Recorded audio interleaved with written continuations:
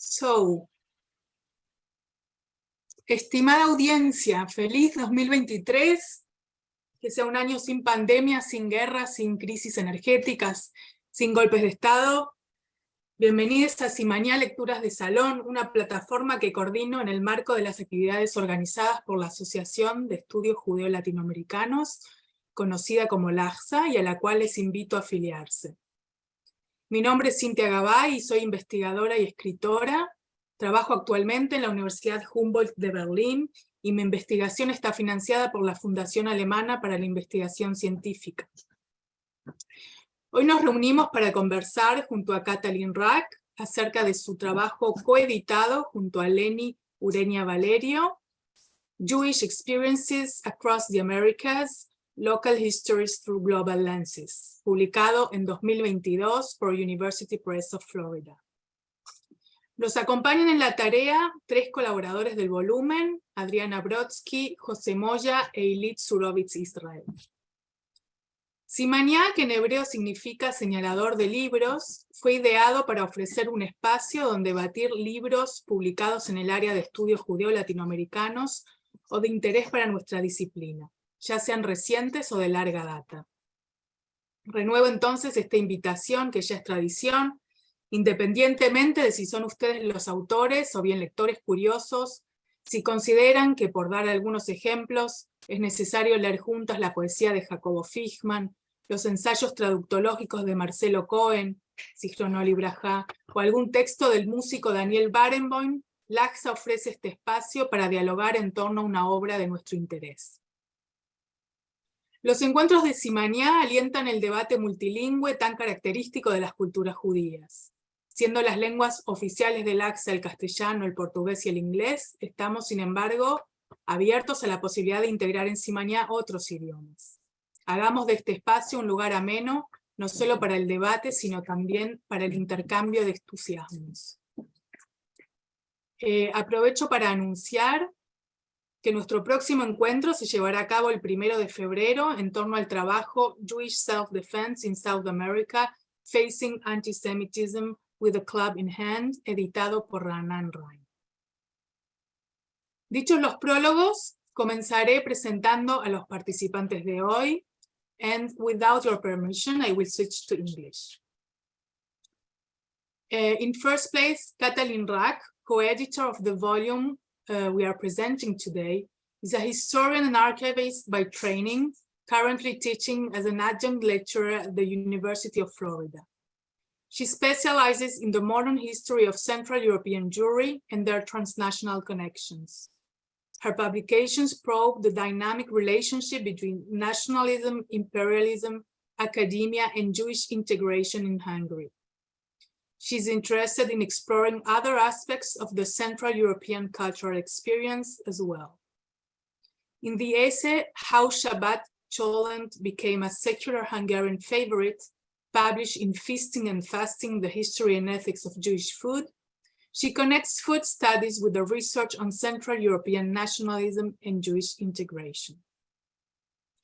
I will also present the second co-editor of the volume, but unfortunately we cannot have her today.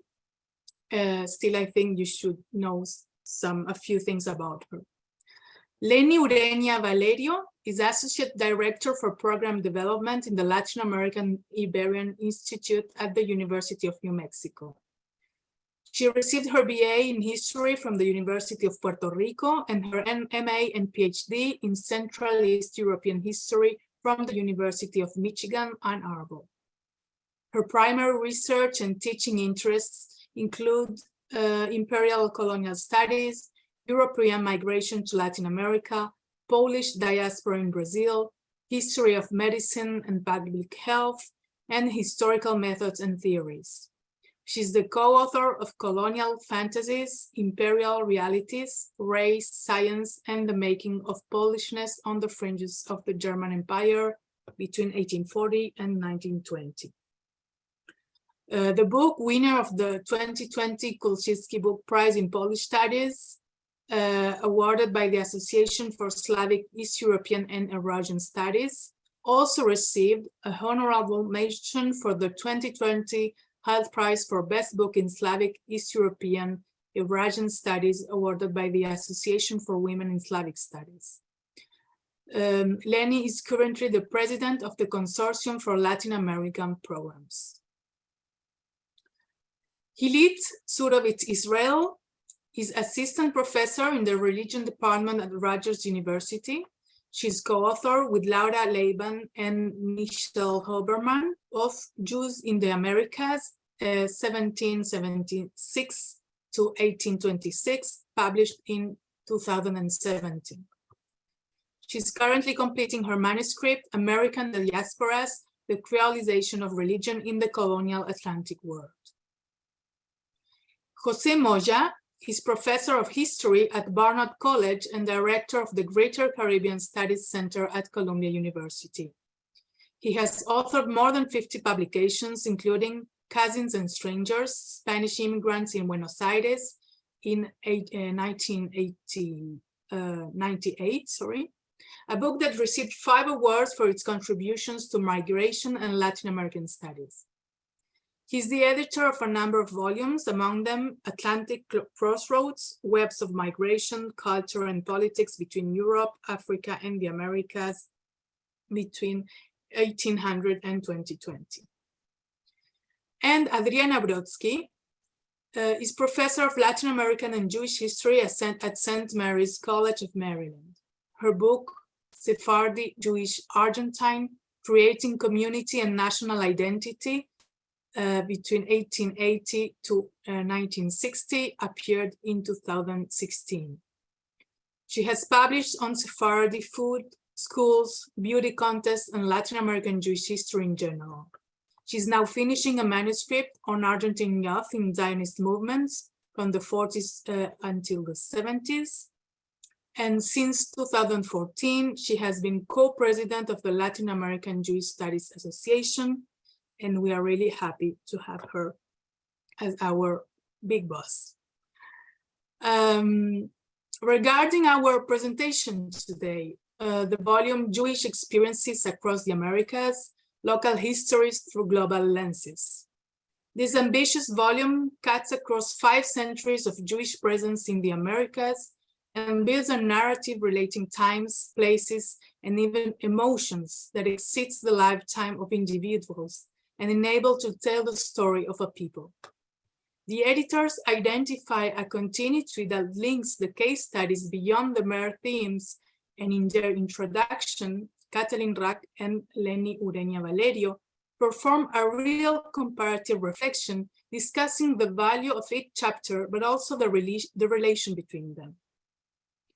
Topics related to identity, religion, gender, exchange, migration, politics, language, and aesthetic representation allow to build a truly rich perspective on Jewish life across the Americas in Anglo-Saxon, Dutch, Lusophone, and Hispanic-speaking territories, while also including the exception of a Brazilian community in North Africa. I will welcome now our participants, and we will open the event with the works of one of the co-editors of the volume, Katalin Rac. Please, Katalin. Thank you, and I'm really happy to be here and excited, and Happy New Year to everyone. Maybe I start with the genealogy of the book, how we got to create it. I've been working at the Judaica Library at the University of Florida, and was a far distant colleague of Lenny, who was at the time working at the Latin American and Caribbean, Latin American Studies, Center for Latin American Studies, sorry. We collaborated on different projects, but perhaps the most kind of intensive collaboration was a conference in 2019 that invited scholars from basically all over the world to discuss topics under the very generic title, Jews and the Americas. And for this conference, we cooperated, not only the two of us, but we had a cohort of mentors and helpers, and I would like to name a few of them just to honor and to express them and to express my gratitude. Two of them are in the audience, Michelle Hart and Nina Caputo. I'm very proud to have them as mentors, longtime mentors and helpers in my academic kind of evolution. The head of the Judaica Library, Rebecca Jefferson, and the head of the Latin American collection, Paul Loesch, were also very active in creating the conference program. And also the former head of the Latin American Center was a key player in making this conference possible. And after the conference, we felt that maybe we could do something as a continuation, as an intellectual, continuing the intellectual discussion that began at the conference. But we did not want to create a conference proceedings volume. We were highly advised not to do that too. So we didn't do that. And we were looking for a framework in which we could tell a story that starts at a very crucial time, that connects the histories of Jews and the Americas, which is quite obvious, 1492, the 3rd of August, if I really want to be very precise, and allows us to connect the two stories of the Americas and the Jews from a Jewish perspective that also emphasizes that it's a transnational history. It's not a history that is detached from the histories of Jews who did not move to the Americas. And actually the connection creates the red thread that kind of runs through the book. And this red thread, we thought that to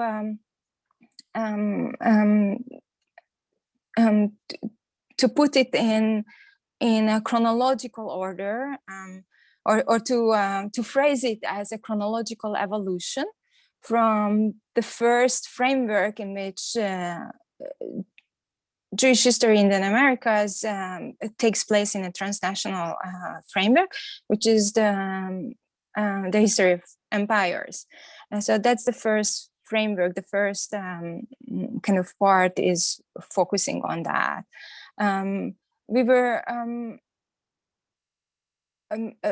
We continued this discovery or the chronological kind of evolution of this transnational connection or framework by moving to study networks and commercial and religious networks in the Atlantic area in the early modern period, and to shift from networks and commerce to migration, or not specifically migration, but the perception of migration, created I think, or we think, a solid network, a solid framework for the third part of the book.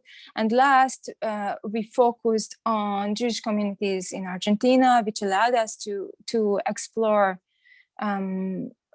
what community organizing and Jewish answers to international ideological movements meant in the history of Jewish communities in Argentina in the during the Second World War and the post-war period. So this is the kind of the main idea of the book. But we were relying on premises that we thought were strengthening our argument, or helping us anchor our arguments in kind of a solid way. And one is to stick to a hemispheric perspective, even though we asked the contributors to tell local histories. This is the local in the title. We thought that thinking of the Americas in the plural as one unit, as one entity, one geographical entity, allows us to reinforce the view of the Jewish immigrant, the newcomer to hemisphere, but also to kind of argue against an artificially but academically well-established view that divides the Americas into Latin America, the Caribbean, and North America. The other important point, maybe, and we can talk about it, maybe it's less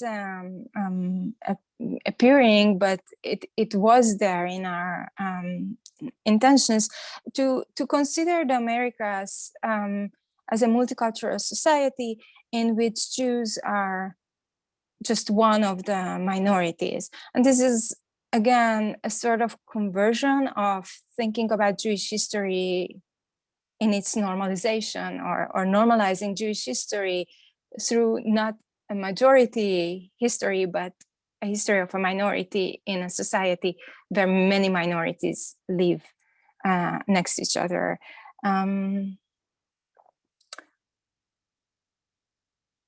If I may, I would just say a few words about the chapters themselves, how they talk to each other and how they tell the story, the broader story that I just described. So the first two chapters are focusing on the Spanish and the British Empire. And what I learned from them, and I cannot really emphasize it enough, the pleasure of learning from these distinguished contributors meant to me throughout the process. So Tamar Herzog and Dana Rabin's chapters are telling stories about center and periphery within empires, and the locality of the Jewish minority vis-a-vis or in relation to both the dominant majority and the power center, and also the local power centers in the peripheries. We kind of continue those stories to the peripheries, to the Caribbean, with Hilit Surowitz and José Moya's chapters, and they are going to talk about them. So I just cannot stop praising these two chapters for allowing us to see the movement and the connections that Jewish communities created across empires, and through very different means, specifically commerce, but also material culture and gifting that the third chapter kind of brings such a exciting view of this history that we can still see in the synagogue of Curaçao, for instance. And with this movement, we kind of shifted to the idea of how to talk about migration and travel. First of all, to make the connection between these two movements, but to think about them a little bit outside of the box, or outside of the histories that we all studied. And we were considering connecting 4 excellent studies that, to me at least, talk about the perception of migration and the perception of migrants. And even though we have 2 studies about Brazil and the Brazilian Jewish repatriation to Morocco, that are flanking two studies that focus on Maurice Schwartz's travels and his movies and work, along with other Jewish filmmakers. We try to kind of show a progression of the disappearing personality or the disappearing image of the migrant, whereas the first study talks about Jews who left from Morocco to the north of Brazil, to the Amazonas region at the turn of the century, and returned and represented themselves as Brazilians in order to gain consular protection from the local authorities. So they highlight their Jewish migrant identities.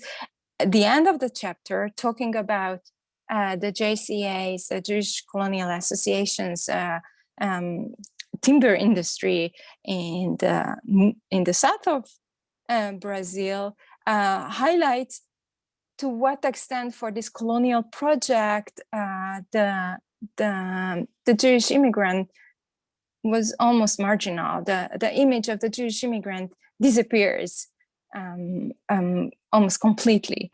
And the fourth chapter is a little bit of a break from the third, but it is also a connection in which if the JCA represented a strong manifestation of the Jewish agriculturalist movement and the idea of migration as a means to turn Jews to the land, even though it's another land where they came from, the last part talks about migration, post-migration, in which Jews are participating in the Argentinian society, and a little bit also about the Uruguayan society, in taking different identities or putting more emphasis on different than the Jewish identity that they carried. Sandra Deutsch's work is an excellent way, for me at least, to envision to what extent the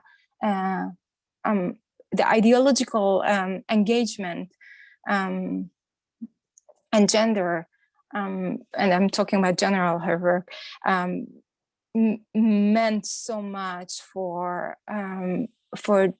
Jewish Argentines, especially women.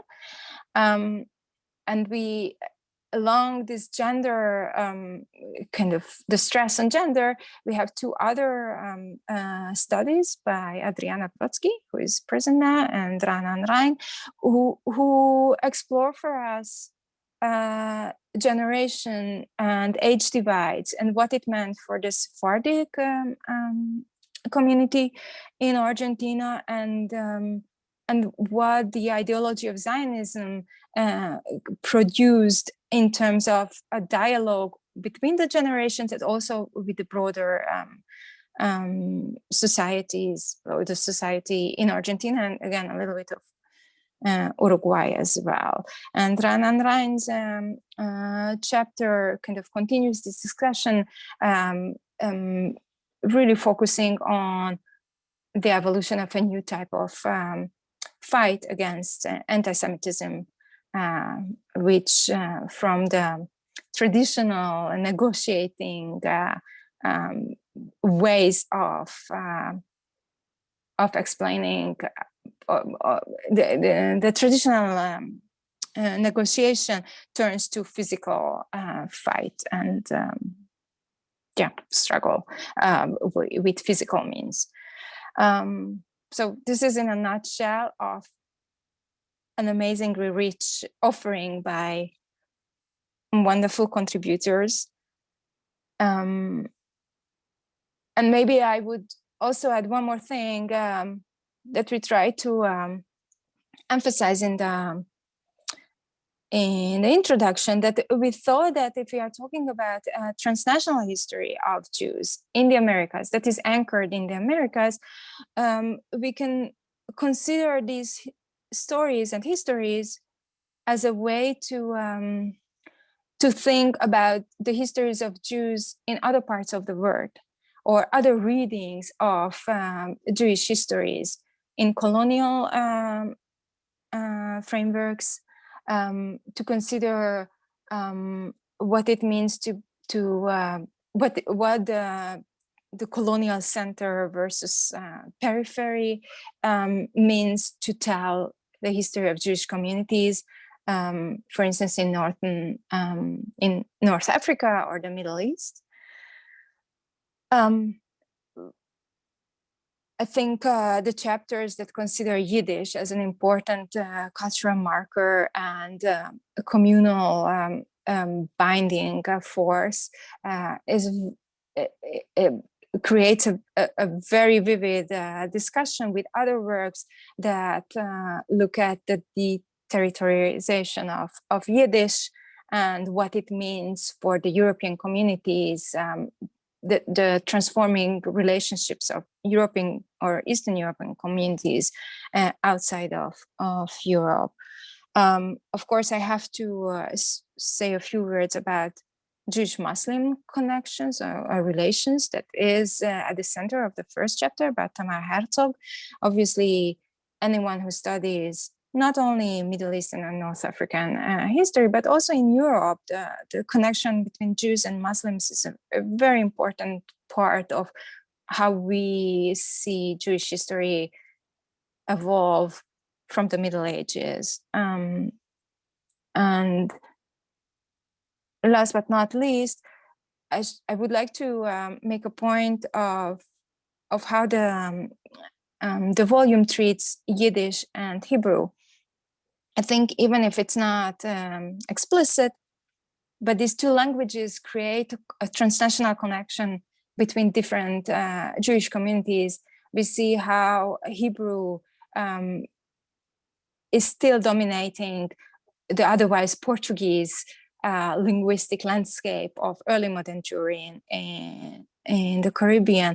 And especially Adriana Brodsky's chapter show us how the transformation of Hebrew, of modern Hebrew, within the Zionist context creates such a strong impact on the Argentinian communal life and the way certain concepts are kind of Spanishized, or I don't know how to say Hispanicized in the everyday speech. So I feel I touched on every important point that I thought very important, and I pass the word or the microphone to the wonderful contributors. Yes, let's start with Hilit, please. Hilit Surowitz-Israel. Okay, thank you so much for organizing this and having me. My chapter focuses on Curacao, primarily in the 18th century.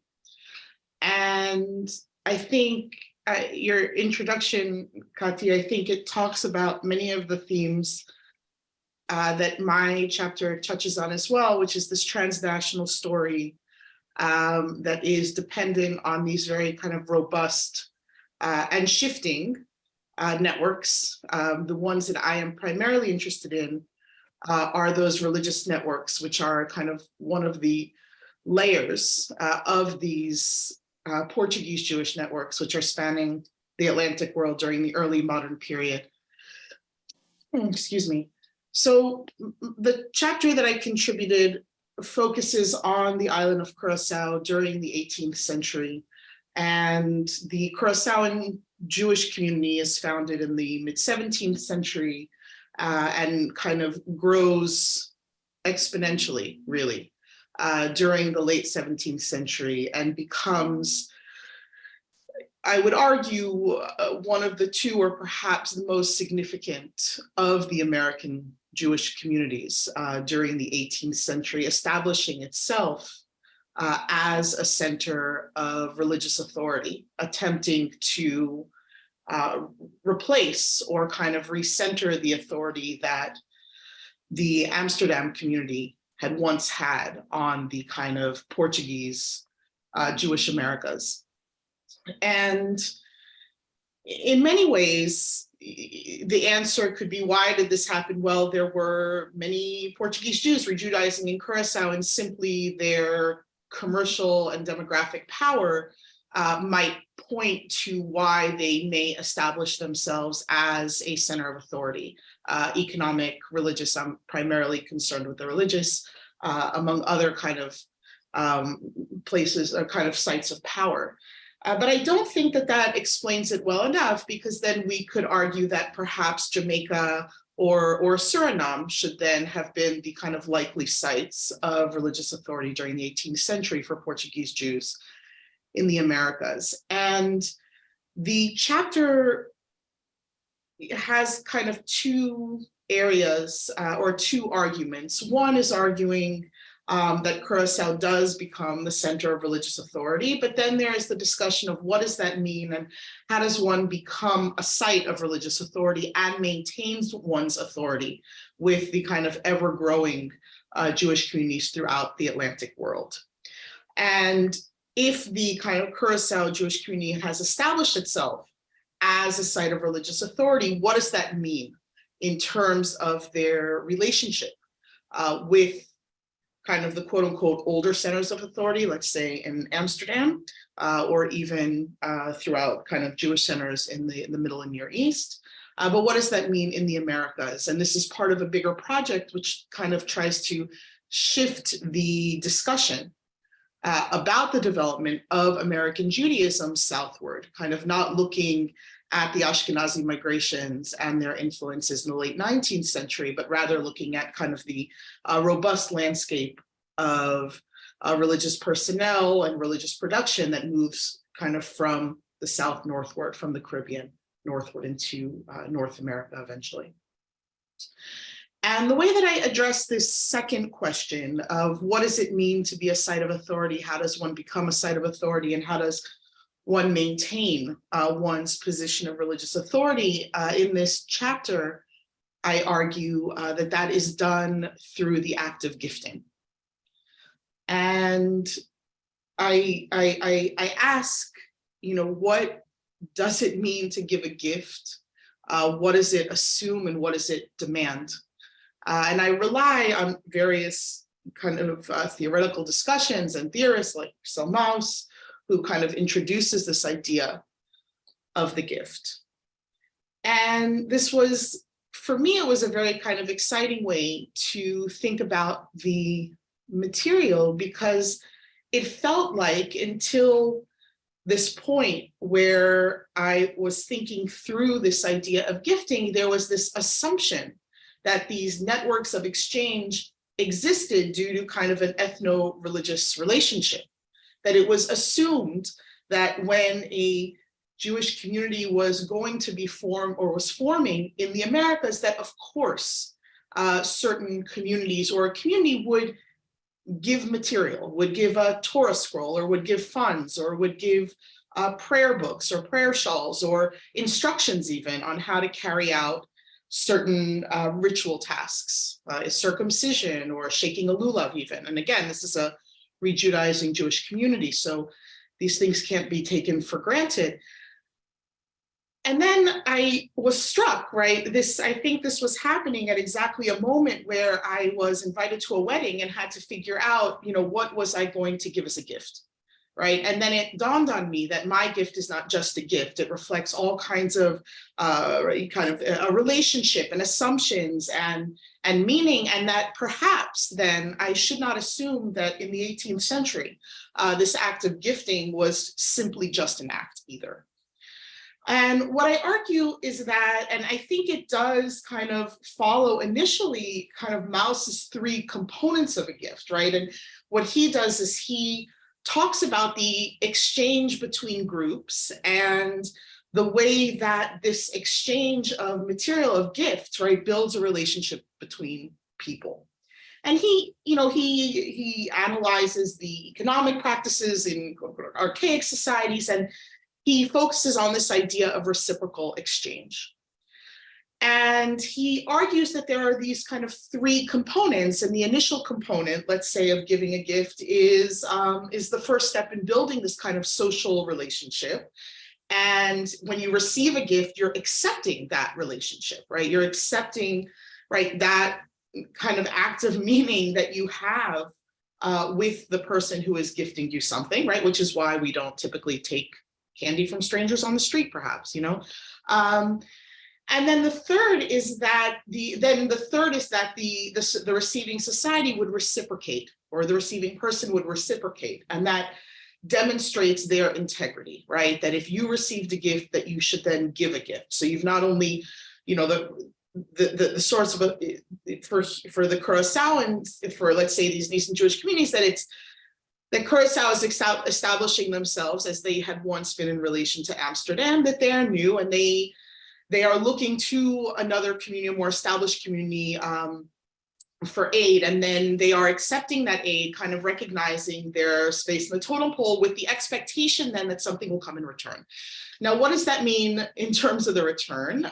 For Curaçao, what that meant was, and this is over the course of the 18th century, as the Curaçaoan Mikveh Israel community is kind of growing in size, in wealth, in kind of their religious production, that not only are they giving material objects or kind of instructions in ritual, those are a type of gift, but what they're expecting in exchange is a deference to the kind of Curaçaoan Ma'amad, right? That Curaçao now is the kind of standard bearer of what Portuguese Jews do in the Americas.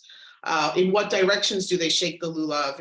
In what seasons do they say the prayer for rain?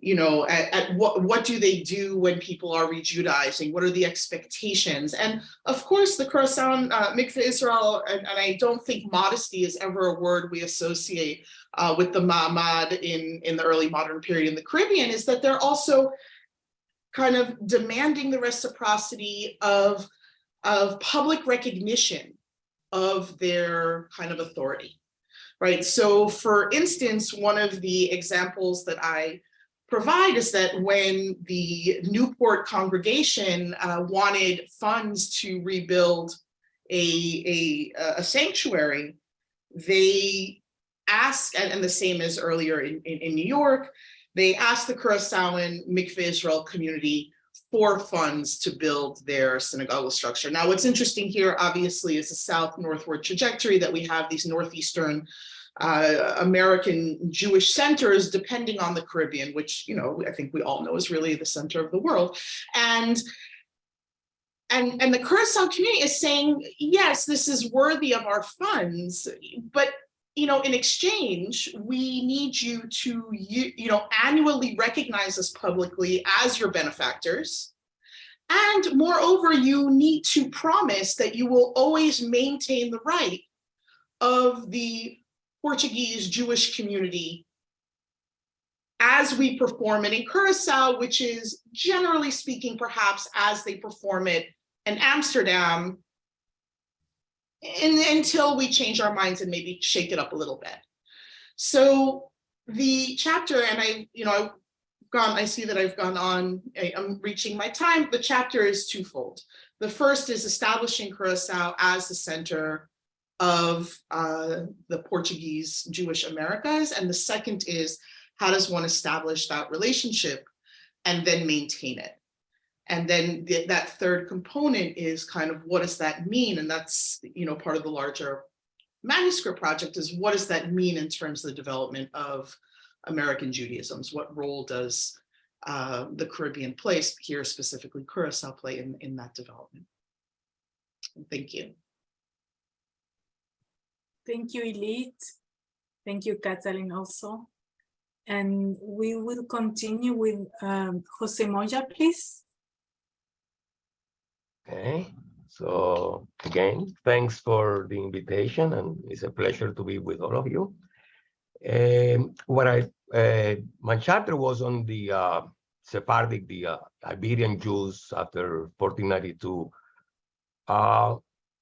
And what I thought I would do is to compare the Sephardic experience to that of the Ashkenazi experience, to have dialogue with the rest of the book. And I found, I don't know, like 5 points that I wanted to make. One difference is that the Sephardic Jews, when they went to North Africa and the Levant, the Middle East, the Ottoman Empire, they were always, to a greater degree, a minority than Ashkenazi Jews were in Eastern Europe. If you look at the Pale settlement, a lot of these shtetls are, more than half Jewish. Even big towns, cities, Warsaw was 30% Jewish, anything, something like that. Right? Sephardic Jews in the Arab lands and the Ottoman Empire were usually very smaller minorities than Ashkenazi Jews were in Eastern Europe. Then the other thing is that they were a minority within a minority to a greater degree, right? Most Ashkenazi Jews in Eastern Europe there is no different types of Jews, right? I mean, there are different sectors, but it's not that they're a minority among Jews. I mean, and Reform Judaism is something that didn't exist before the 19th century. So, we tend to, I think the expulsion of Jews into Sephardic Jews have served to erase what may have been the largest number of Jews. I mean, this Ashkenazi Sephardic duality, right? Bipolar definitions have erased the history of the majority of Jews of the in the Arab lands and the Ottoman empires that were not Sephardic, right? They were there before I would say aboriginal Jews of the place, right? So again, the Sephardic Jews, meaning the ones that left Portugal and Spain and settled in the Mediterranean and the Ottoman Empire, with the exception of maybe places like northern Morocco or places in maybe Istanbul, Salonika, maybe, they were like 10% of the Jewish population. And in some places, not even that. There is no Sephardic Jews in, I don't know, the Arabian Peninsula, in Yemen or anything like that. So they were a small minority, right? The other one is that they were more homogeneous in terms of profession and social class. There was a process of homogenization in terms of social class and profession in Portugal, in Spain, and already, right? In that maybe more than half of Jews during the 13th, 14th century had converted to Christianity, to Catholicism in Iberia, right? And there is plenty, and they continue to, the conversions continue to happen even after 1492. And there is evidence that conversions were mostly on the upper part of the social spectrum or on the lower part of the social spectrum, right? Jews who were in the high professions, Jews who were landowners, Jews who were into more prestigious positions, were more likely to marry into Christian families of the same class than Jews in the middle mercantile positions. And the same was true for Jews who were, I don't know, petty workers, not merchants, but bakers, shoemakers, the artisans. They were also more likely to marry out into Christian, with Christians of the same social class. So it was class endogamy, but religious exogamy. And the ones whose out-marriage exogamy levels were the lowest were people in mercantile, particularly international trade. Because the international trade, like most of these ethnic, I mean, before the 18th century, most trading networks were ethnic. Before there were obvious laws, the state power to implant laws and things like that, all of this was based on trust. And the only trust that was available to people was the trust that came out of these ethnic-based networks. That's why, you know, most of the trading in Europe was either Flemish or Italians, and Italians were not Italians, but from Siena or from specific places, right? Germans, Portuguese, we became increasingly known as the Jewish nation. It's interesting that all of these trading networks are referred to as nations. The Italian nations, the Portuguese nations, the Flemish nations, things like that, right? So you could not be a long-distance trader if you were not part of the group. So for a long-distance trader, by necessity, they needed to remain Jewish, right? So, and at the same time, long-distance trade in Portugal, for example, long-distance traders that were Christians were more likely to leave the group because they had more chances of marrying into Christian families and things like that, right? So, two things. Long-distance trade in the Iberian Peninsula and the empire, the Iberian empires, became more and more Jewish, and Jews became more and more mercantile. That did not happen for the Ashkenazis, right? The majority of Ashkenazi people were not international traders. They were artisans, workers. It's interesting, and this goes on into the 19th and 20th century. When I was studying anarchism in Buenos Aires, Ashkenazi Jews are the most overrepresented group with Catalans in the anarchist movement. Sephardic Jews, in my database of more than 12,000 people, one. And I'm not sure what that person is. So obviously, these were people who did not develop a working class identity, a working class consciousness, right? In that sense, Sephardic Jews resemble more Lebanese, these Christian minorities that are mercantile, Armenians, Greeks in the Ottoman Empire, in Alexandria, or Chinese and Gujaratis and Sindhi, these mercantile diasporas.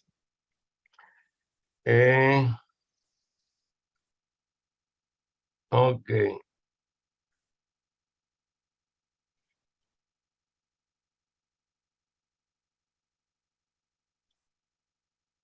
Okay, the other thing that is differentiates the Sephardic Atlantic diaspora, mercantile diaspora, from these other diasporas, Armenians, Greeks, and Chinese, and Gujaratis, is that the central role that they play in the global economy.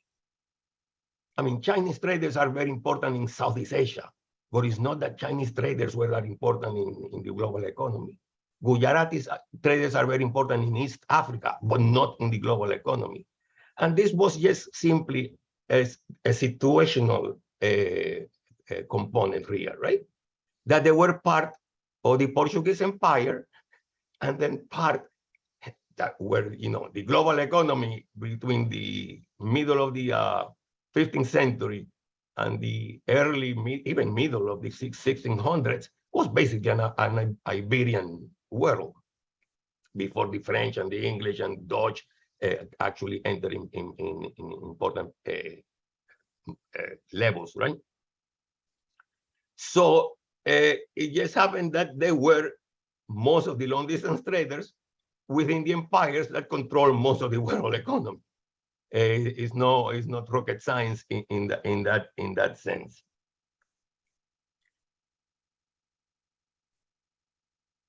And they were dominant in the two. There were three elements actually. The global economy in the early modern period is not as complex as it will become later. It's basically trading silver, which accounts for, I don't know, 80% of the value of global trade during the early modern period. But silver is controlled by a monopoly, state monopoly of Spain, right? But the other two components are sugar, the most important component, sugar, and then the labor to cut sugarcane, slaves. And sugar and slaves were controlled basically during the first 2 centuries of the slave trade and the world by Sephardic Jews. I mean, this then is a question of blame and things like that. Well, they control the slave trade because they control the sugar trade and things like that.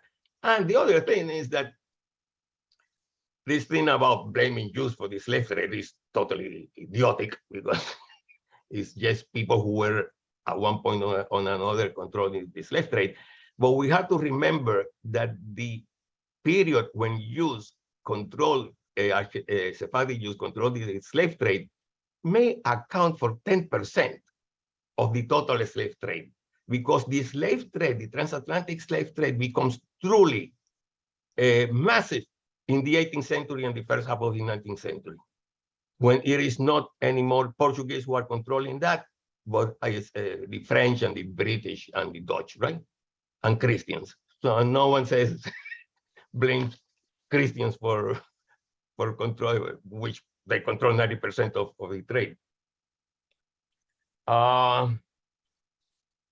The other is that to the degree that they Sephardize, the Sephardic minorities Sephardize the pre-existing Jewish populations, the Mizrahim or whatever, the populations of North Africa and the Middle East. And it seems to me that when there were very small numbers, they managed in most cases actually to Sephardize at least the religious rituals, which is interesting what you were saying, Hilit, with the gifts, but you have to practice the same rituals that we practice. I don't know if that was the mechanism by which they accomplished this, but not the culture in general. The culture in general is usually when they were large enough. I don't know what large enough means, but even in Salonika, the capital of Sephardim, right? Yes, they did Sephardize the culture and the language of Jews in Salonika, but it took them more than a century. I have seen reports into the late 1600s that talks about all of these different Jews, the original Greek Jews, but also they have Ashkenazi Jews from Central Europe. So there's a lot of different Jews, and there was a plurality. Eventually, the Sephardim became dominant and Sephardized the culture, but it was slower than we think. The other thing is that then in the West, they became the early Jews in the United States, in France, in the Netherlands, in Britain, right? And were the only Jews around for, I don't know, a century or maybe more than a century. And then they developed this thing that they were, like in all societies of immigrants, particularly when they see that they don't have a nobility or any other structure to signify prestige, the earliest to arrive, right? The Mayflower mentality. That is interesting, that the Mayflower, the Jews in Argentina also have a Mayflower, the equivalent of Mayflower. So Jews became, Sephardic Jews saw themselves as the elite, the true Jews, and the other ones as newcomers and things like that. But eventually they became minorities in all of these places, right? And then what is also interesting is the role of religion. When they were in the Iberian world, where they were new Christians or crypto Jews, whatever, or as one of the travelers that described the Jews in Cape Verde as Jews without synagogues. It seems that when they did not have access to synagogues, their Judaism became less and less orthodox, but it was always present. My point is that even though it was not the most orthodox type of Judaism, it required religion, an element of religion was an essential component of the identity. The other central component of the identity was mercantile activities and the networks, right? So these two components, and the other component of their identity was, you could say that is a proto-nationalism, and it's their idealization of Spanishness in particular, right? Not Iberianness, even Portuguese Jews, they use, I mean, someone referred to Spanish among the Sephardim as a quasi sacred language. So that is the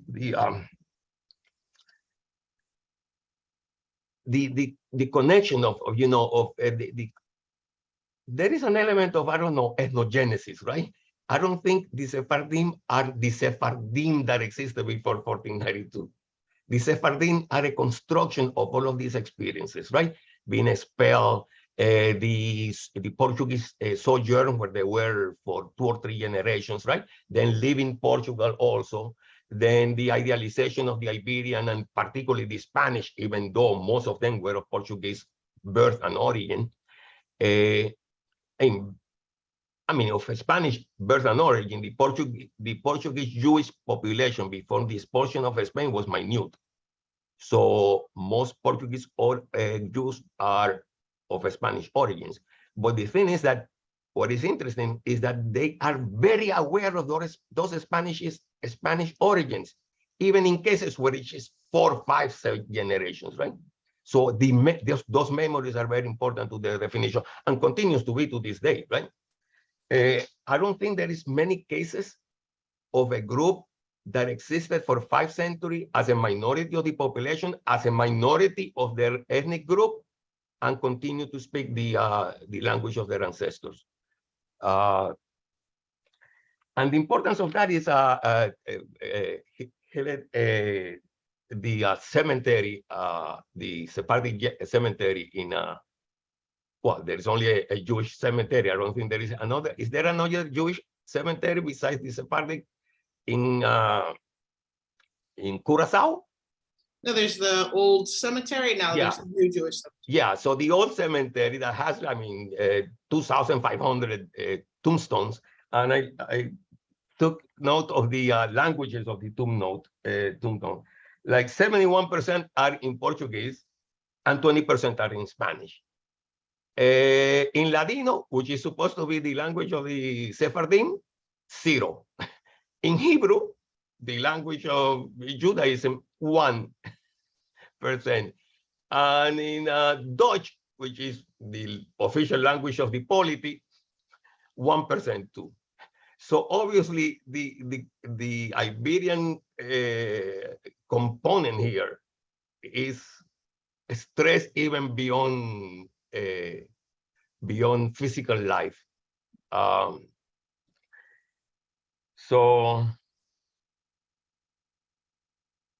I guess, yeah, we have plenty to speak about. So Adriana, I leave it to you, the modern Sephardim now.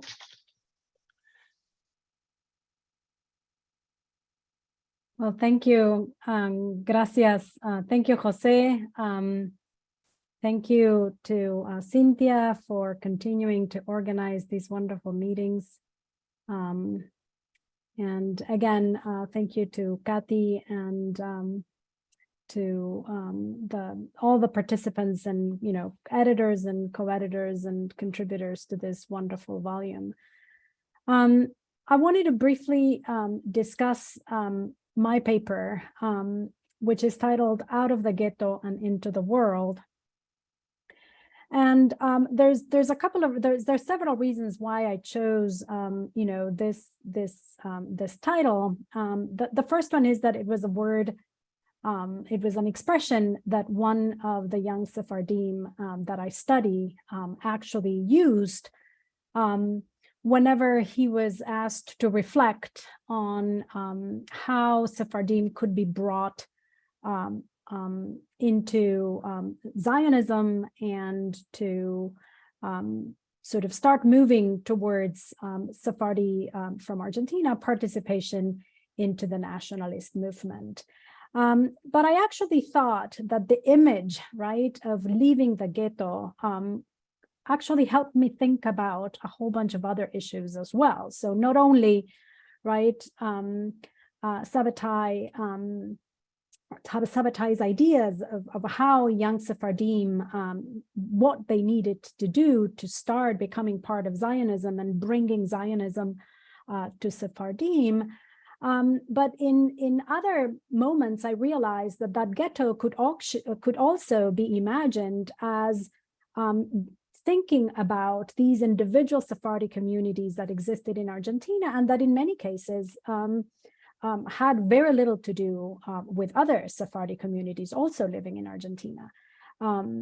I discuss that, I mean, speaking of cemeteries, which is one of the last points that Jose made, in the city of Buenos Aires, each Sephardi community created its own cemetery. So around the city of Buenos Aires, there are now 5 Sephardi cemeteries.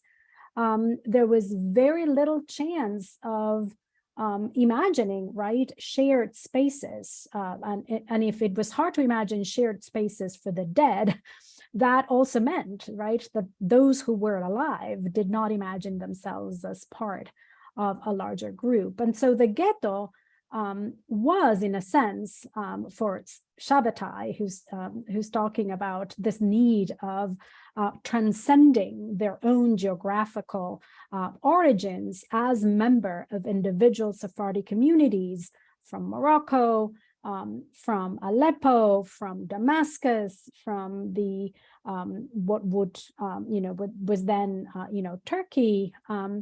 That the idea was, right, to get out of these individual smaller communities and begin to imagine themselves as members of Sephardi diaspora writ large. At other points, I understood that this image of the ghetto, right, was now vis-a-vis the Ashkenazi, who were, of course, the undoubted majority in Argentina. And so this need of, moving out of the ghetto could be seen as the need to crossing boundaries, not just and exclusively from their own Sephardi communities of origin into a larger understanding of themselves as members of the Sephardi group, but also now as members of the Jewish community of Argentina, and creating Zionist connections with Ashkenazim and imagining, right, a type of participation in the Zionist movement that could be equal to that which the Ashkenazi were so visible in. But again, and let me continue to prod and perhaps to stretch very thinly this idea of leaving the ghetto. I also saw this idea of leaving the ghetto as meaning, sort of leaving behind the female domain, right? And so a lot of the young women, Sephardi young women that I discuss in this chapter are actually doing that. They are leaving behind activities that were imagined to be the activities of female young Sephardim to start pushing boundaries and to join the world, as it were, both in terms of imagining themselves as equal to Ashkenazi young women, but also, right, as members of Argentina and, doing things like Argentine women were doing as well. And last but not least, and maybe here I will be pushing this idea, this image a little bit too thin, but I hope, and I see this, collection of essays as as a way of thinking of Latin America and Jewish Latin America, right? As being pushed out of the ghetto by us, scholars who feel, right, that for too long and for and unfairly, right, Jewish Latin America has been imagined as a little ghetto away, right, from the more central stories of what had happened in the United States. And so in my particular essay, I do not really talk about the ways in which the Sephardim that I look at, the young Sephardim that I look at, kind of illuminate, right, some of the similar or dissimilar experiences of Jewish youth in the United States. But I think that this volume is going to start pushing, Jewish studies to bring Latin America outside of this ghetto in which it's been placed. And so with that, I want to just discuss a few of these instances of, breaking ghetto boundaries. I was chastised for using the word ghetto, but the ghetto word was the word that was used by one of the Sephardim to describe, right, their experiences as being secluded and separated from these larger ideologies that were moving around the world. And he did see it, right, as a huge negative that youth were going to be able to address and to help move out of that.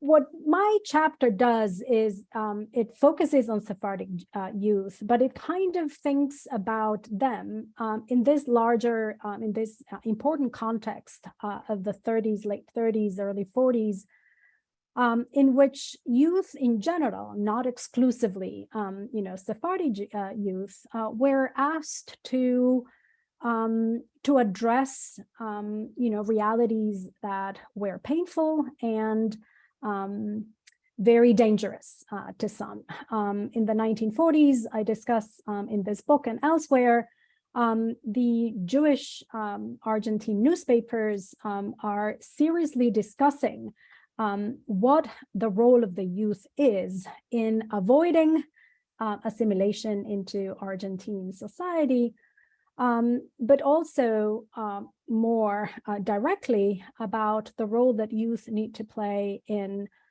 saving Jews in general, right? I mean, the Holocaust, these, the cleared information that was emerging from Europe about the death of so many the youth, right, become this group that is going to be interpolated to bring about rebirth that is demanded by the times. And so in this series of questions that get put to Jewish Argentine people about what the role of youth should be, it is, central, as I mentioned. Youth are going to have to work towards avoiding assimilation to an Argentine society and culture that is imagined to being so welcoming and so enticing that Jews are actually just leaving behind any identification, leaving behind religious practices, leaving behind, their own, to join in what Argentina has to offer. And in order to avoid that assimilation that everybody saw as rampant, youth were asked to go back to a Jewish identity, to start studying Jewish history, to start understanding the sort of, Jews as part of this large and very worth mentioning, contributions to humanity, that one needed to be proud of being Jews, And that the reason why many of these Argentine youth were not already doing that is that, you know, the parents and these other communities had not done a good job of educating the young. And so the young were growing up by attending the state schools and therefore not being exposed to Jewish education. And to, you know, to these participants in these surveys, this was central. So Jewish education, not necessarily, you know, many are not necessarily talking about, you know, Jewish religion. They're talking about knowledge of Jewish festivities and the meaning of Jewish festivities. But that it was central that youth started, you know, being educated in order to be proud of who they were, proud of their, of what they had inherited, and to, you know, to keep that up. And so that was, you know, one of the ideas was that Jewish education was central. And the other point that many of these respondents to the survey stressed was that Zionism needed to play a very strong role in these efforts, not just in terms of education and the access to education that it would provide, but also because it would help bring about the creation of a nation that many at that time understood was either the only solace for those who were being persecuted in Europe, but also as a place of regeneration. So at the very beginning, Zionism, at least as it's talked about amongst the youth in Argentina, it is not necessarily a place that people are imagining moving to, but rather it's a place that people are imagining is necessary for other Jews that have not found a place like Argentina in which they are welcome. Yes, there is anti-Semitism, and, you know, part of the need is to generate in youth the pride that will allow them to stand and face the little anti-Semitism that was local in Argentina. And so this was something that all Jewish youth in Argentina were asked to do, right? To prevent, you know, assimilation by paying attention to education and to participation in Zionism.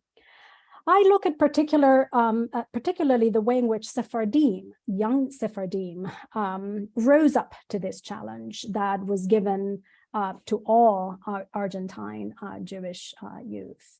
And I mention, right, that that one of them, Shabbatai Bachbut, who is actually one of the leaders of the first Sephardi Chalutzi movement in Argentina, he actually says pretty openly that the challenge for Sephardi youth is to bring Sephardim who are living in Argentina out of their ghettos, out of their cultural, traditional ghettos, and to join the modern world by adjusting, by adapting, and by allowing Zionism, you know, to spread, so that they could, you know, join in the Ashkenazi brethren in their fight for this new state.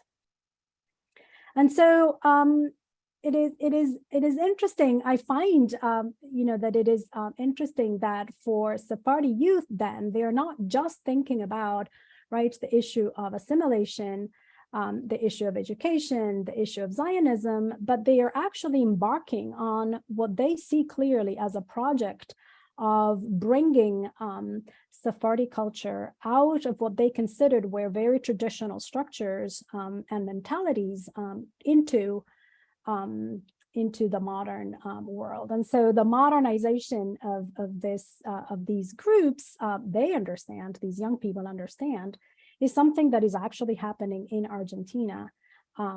Not necessarily something that that happened before, but that actually Argentina is the place where this modernization is going to take place, and that youth are going to be at the vanguard of this.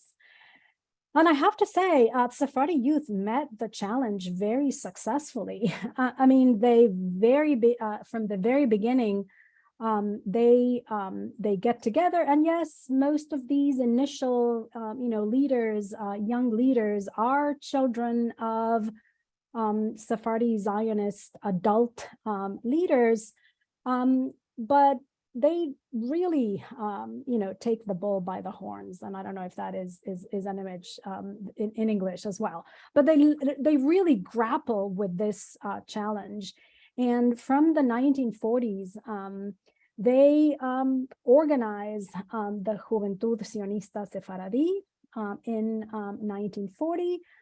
They organize the committee of the Sephardi branch of the Keren Kayemet LaIsrael, and so they're going to start participating actively in the fundraising of the Keren Kayemet.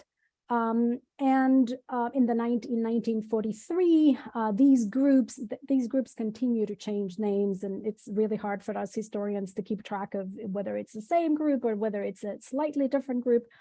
But the Departamento de Juventud del Centro Sionista Sefaradí gets reorganized in 1943. And from then, of course, until the creation of the state, they're very active in pursuing, right, these same objectives that youth in general, Jewish youth in general, had been tasked with. I asked Cynthia to give me a chance of sharing my screen. You are co-host, so I think you should be able to. And I wonder, why is it that I can't see? Oh, alum. Okay, you know what? It's asking me to do some permission that I didn't do before. Oh, so now that I announced that I was going to share pictures, I'm not going to share pictures. People are going to be upset with me. It appears that I can't, because I've not asked. Let me just try. Okay, security, privacy. Okay. Security, privacy.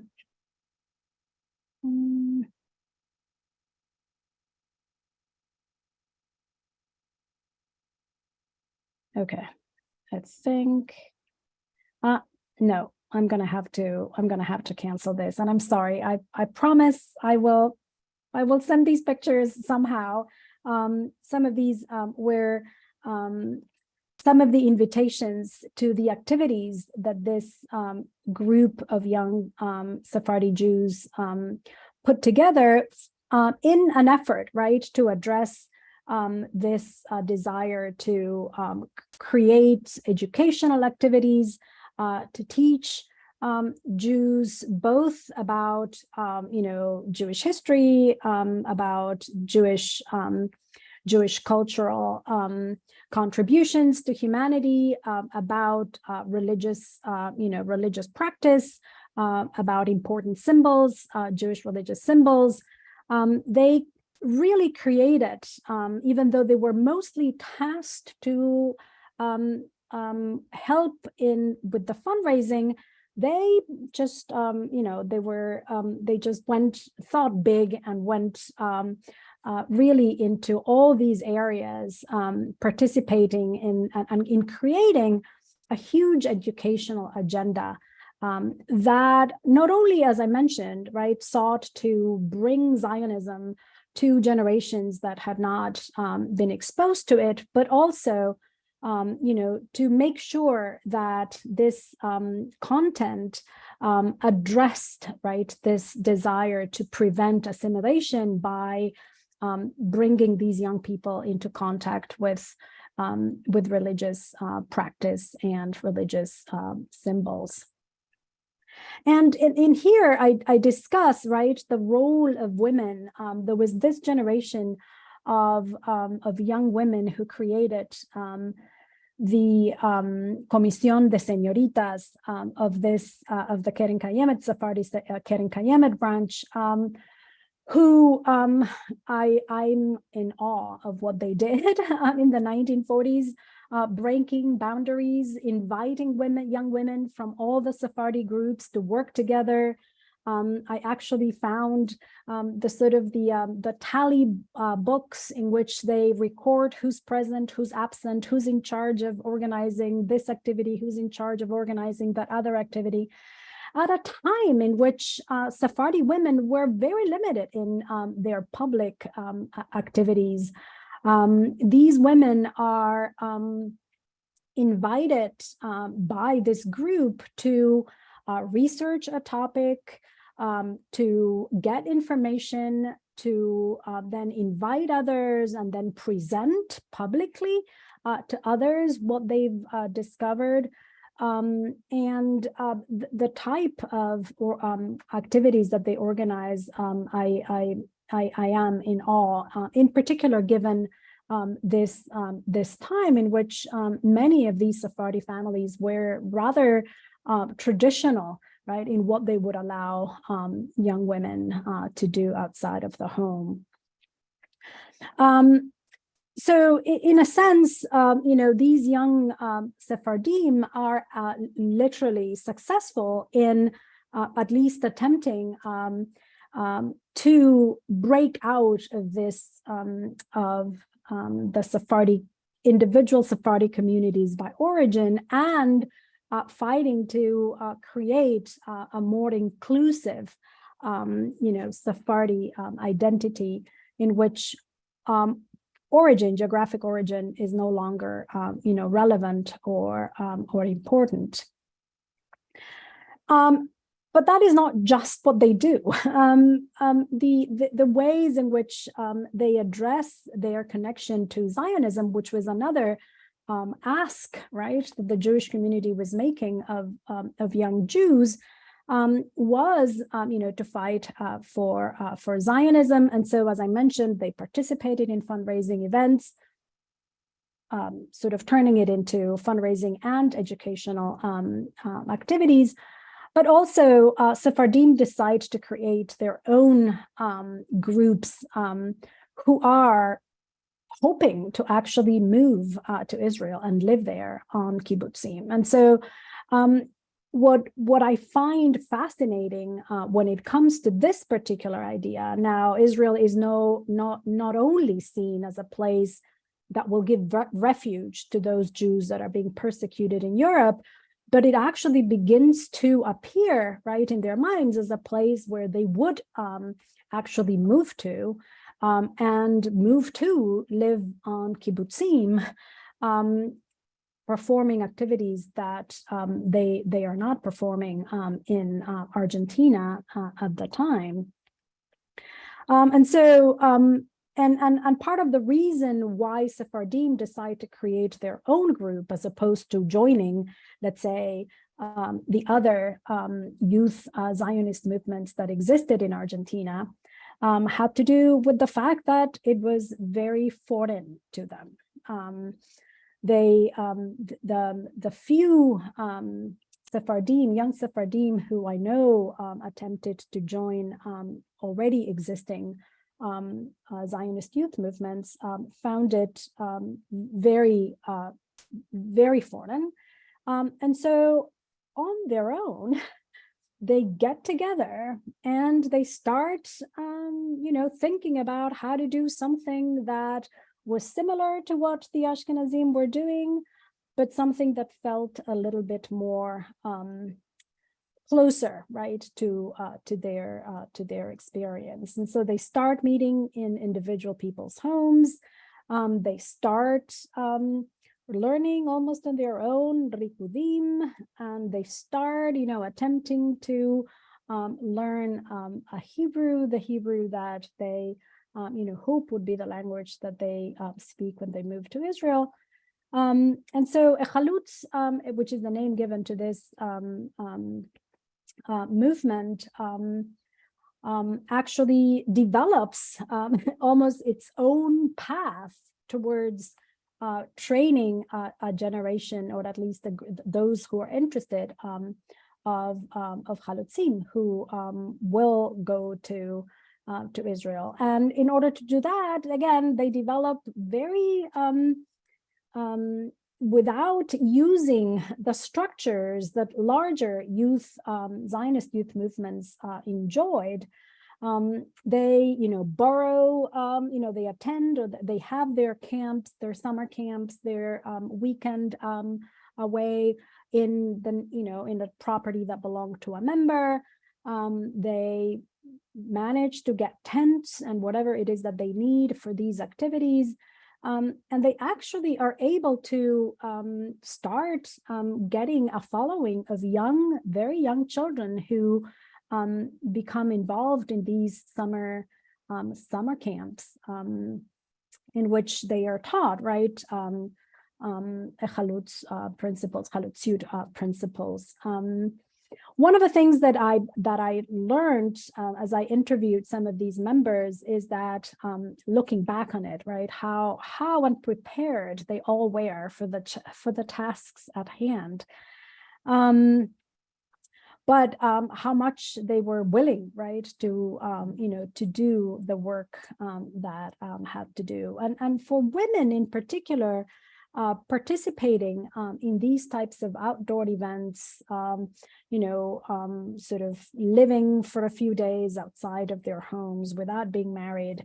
This was something that for young women, it was particularly challenging because their families usually would not let them spend time away from home, especially overnight. And so I know of the case of a grandmother who decided to go on some of these summer camps in an effort to be the adult that would take care of these young women as they spent time away.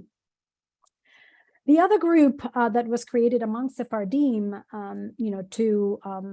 to spread the ideals of Chalutziyut amongst Sephardim was the group Acción Sionista in the neighborhood of Flores, which was, not an exclusively Sephardi group, but the neighborhood of Flores actually brought together Sephardim and Ashkenazim together. And this Acción Sionista encouraged the creation of an Echalutz group, to which most of the members were Sephardi. It was led by an Ashkenazi member.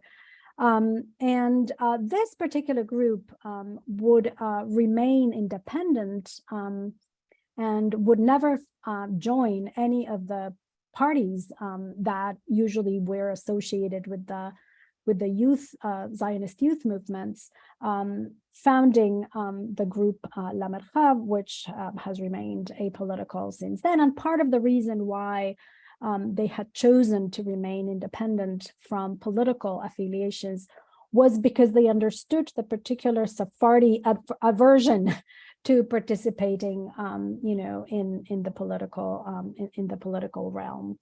Echalutz eventually joined a larger group of Gordonia and Yehuda Bonim later on. And once it did that, the sort of Sephardi specificity was lost. But before I conclude, because I want to leave some time for discussion of all these wonderful papers, I also wanted to talk about another out of the ghetto image, which was that the group Echalutz, as I mentioned, the one that was created in Argentina by Sephardi young people, they joined a similar group that had been formed among Sephardim in Uruguay. The group was called Techezakna. And so here we see out of the ghetto, again, I'm pulling this image too thinly, I think, but kind of, leaving Argentina and then imagining themselves as having a lot in common with these other young Sephardim in Uruguay who were also attempting to imagine life in kibbutzim, in Israel, leaving behind the lives that their parents or grandparents had imagined, would be in Argentina. And so the sort of the imagining themselves as sharing a lot of cultural practices and cultural ideology with these young Sephardim in Uruguay, and therefore not finding it complicated to cross the national boundaries between these two countries to work together. They created joint events, joint summer camps, joint activities. They sent, madrihim to be trained in Israel in the Machon as well.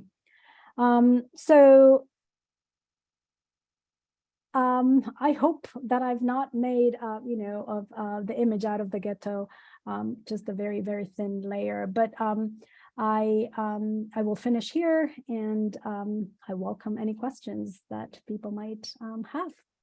Thank you. Thank you very much, Adriana. Thank you, everybody. We have not much time for questions, so while maybe you think of a question, and I remember you can also ask questions in Spanish. Just a thought about that. This big volume actually is showing us how modernity is built through the Jewish people, or the Jewish peoples, if I may say. And I don't know if you have any thought about this, the building modernity, or just we leave it open. We can think about in another occasion. But if you have any questions, we can have a few minutes more.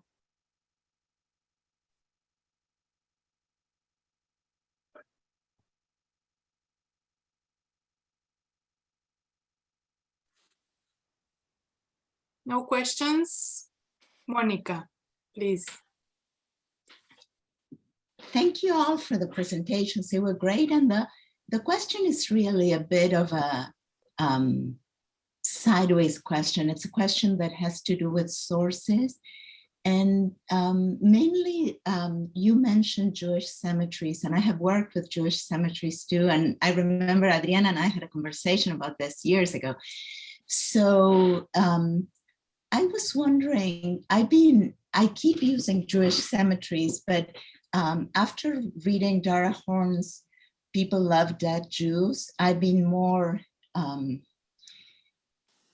I have my eyes raised, and I flag myself when I think about the usefulness of Jewish cemeteries. And I wonder what it is that Jewish cemeteries give us. For example, José was talking about languages, and it's true that they give a wonderful sense of diversity of languages, of religious practices, which seem to be also the most persistent or the most translatable across borders. When Adriana was talking about the image of the ghetto, and I think I really like the way you use it, I think about how certain practices, for example, the Zionist practices you referred to, are quite different in different parts of the world, but then cemeteries tend to be similar. So I just wanted to see if you could address the question of how we use Jewish cemeteries, what Jewish cemeteries are a source of,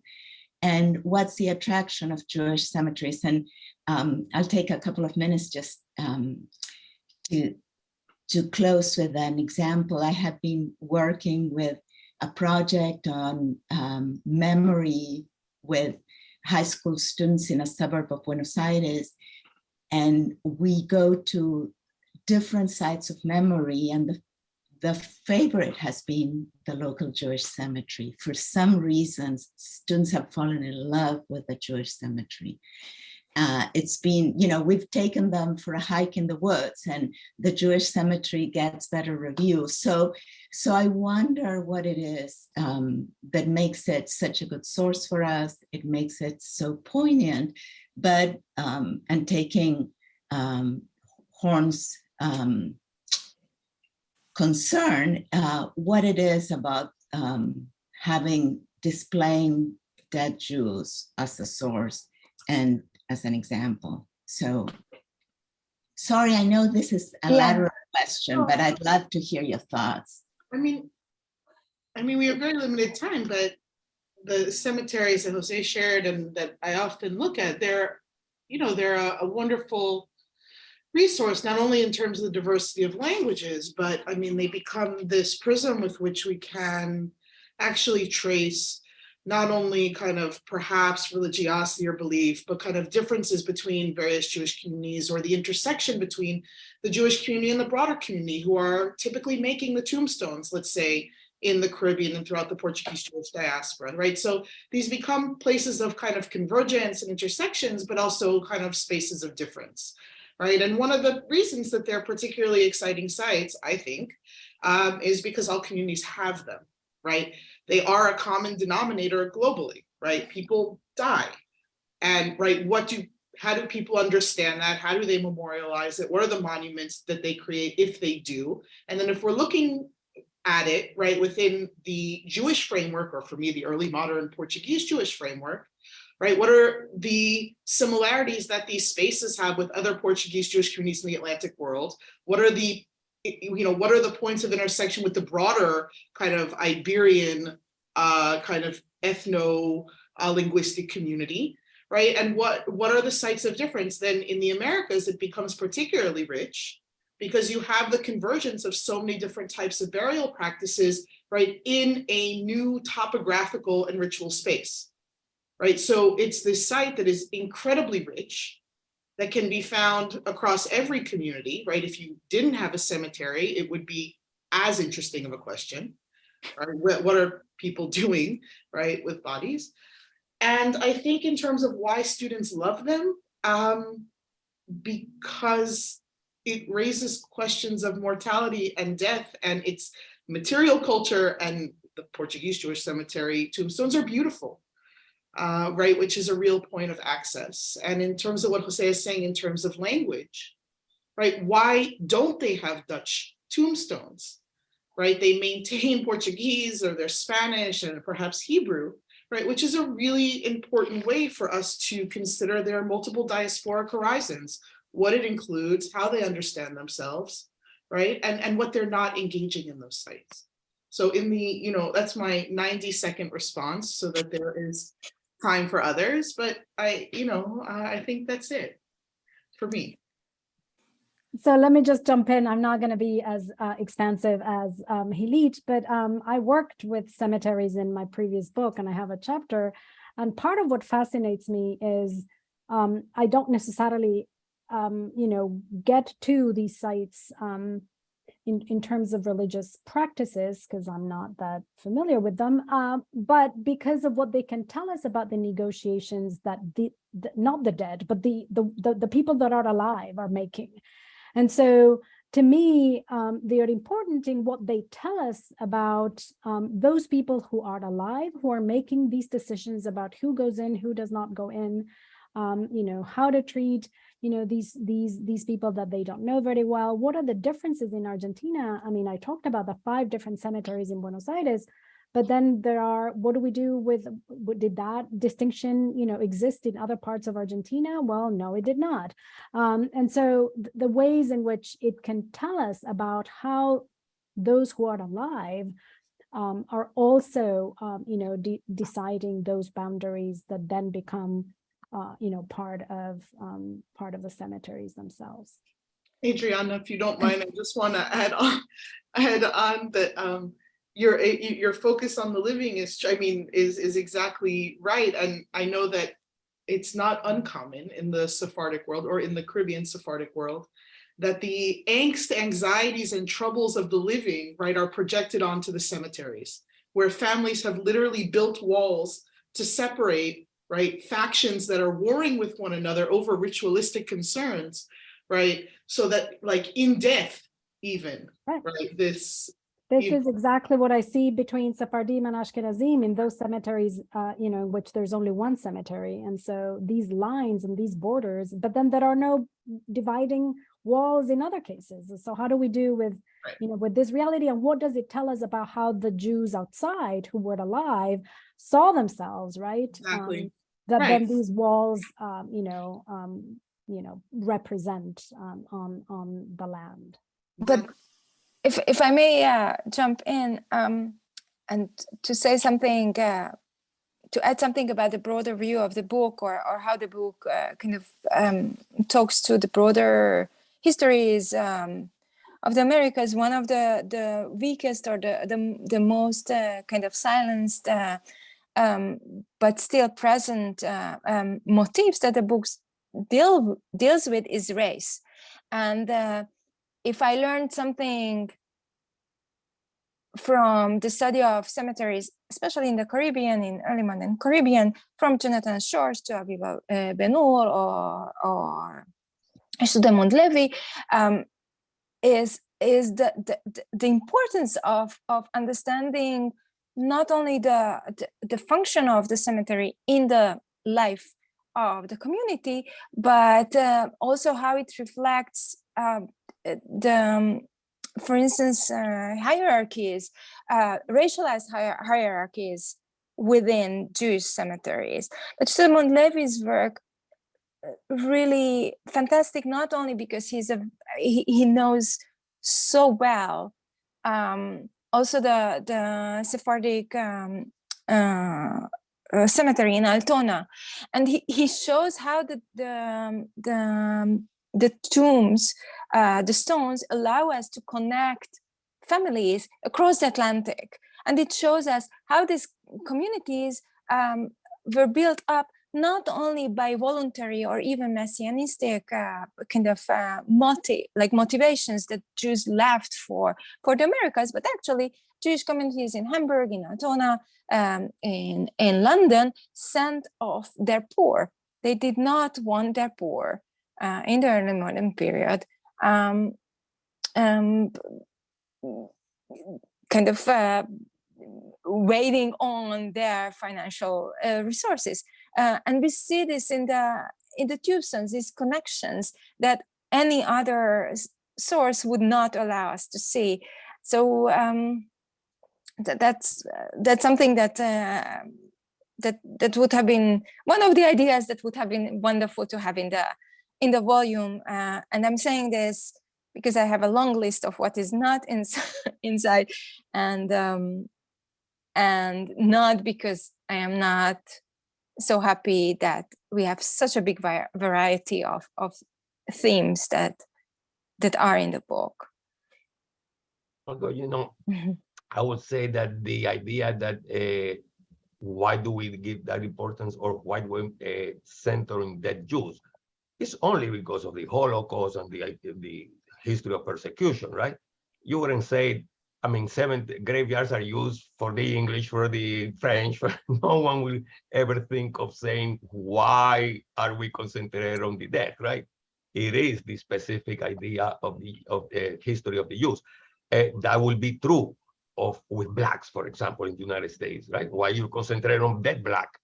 No one will say, why are you concentrated if they're used for Italians or Polish or things like that, right? I mean, I have used a graveyard before in my work. One is because they also give you information, demographic information about when people died. They also give you information indirectly about their status and their social class, right? Because there are different graveyards, right? And besides that, actually, I love cemeteries. Everywhere that I go to cemeteries because some of the most beautiful aesthetically, right?